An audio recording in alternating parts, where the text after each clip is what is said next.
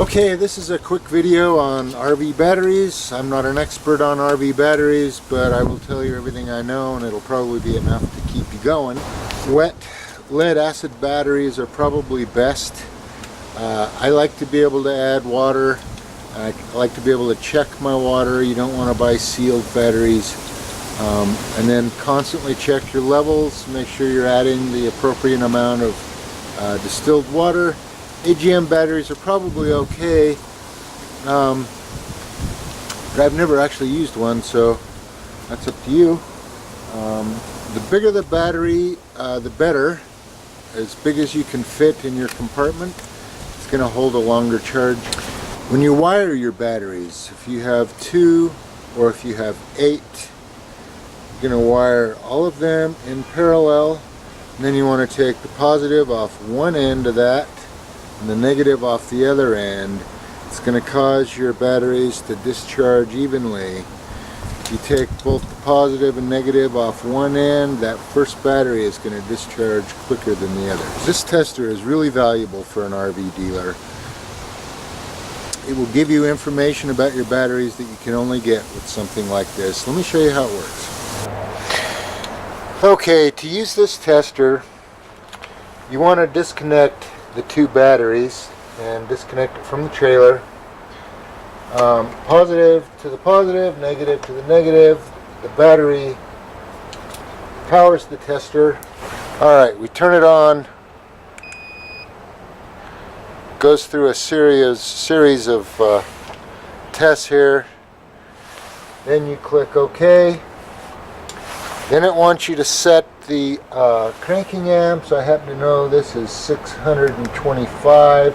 Click select, goes to the next digit, 20, next, 5, and then we click OK. Now it goes through the test. The great thing about this, tells me the volts 13.5, and this is the most important reading right there, 4.45. What that is telling me is the resistance between the plates, or how much sulfation has been built up on this battery. Anything above 17, you've got a bad battery. Up to 10, you're probably still good. And you click select, goes to the next readout. We're looking for 625 cranking amps. It says it has 594, which is just fine for this battery. Now, if you have a battery that's reading, say, 10 on that resistance, you can take a charger like this. This has 3 settings, 2 amps, 10 amps, and 50 amps. You can charge that battery for 2 or 3 days on the 50 amp setting. Basically what it's doing is it's overcharging it, it's getting it hot, and it will burn off that sulfation. I've saved bad batteries by doing this. It works. If you do that and you still don't get a good reading, then the battery's just not going to be saved. The other thing about a charger like this is, if you have a rental that's, say, going out in 2 days, and your RV came back with dead batteries, you can charge them on the 10 amp setting, and it'll probably charge them up in 2 days. As you know, when your RV is plugged in, the onboard controller is going to charge the batteries automatically, but it's only at about 2 amps. It's not really designed for a quick charge. 6-volt batteries will hold a charge longer than 12-volt batteries. Not exactly sure why. Someone figured that out once. I have 6 volts on my personal RV. I also have solar panels on my personal RV. Solar panels will save your batteries. It'll keep them from getting discharged too much. A RV battery shouldn't go below 20%, and on a rental you have no control over that. Some people are going to just discharge them all the way to 0%, which is really hard on the battery. A solar panel good sized solar panel will keep your batteries charged.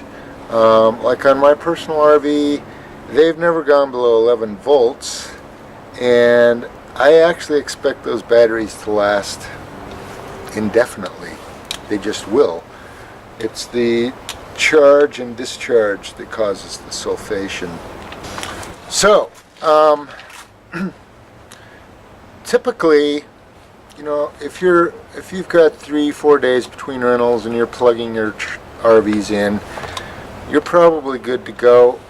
Most newer vehicles with tow packages are going to charge the batteries while they're driving. Your RV is going to be charging them while you're driving.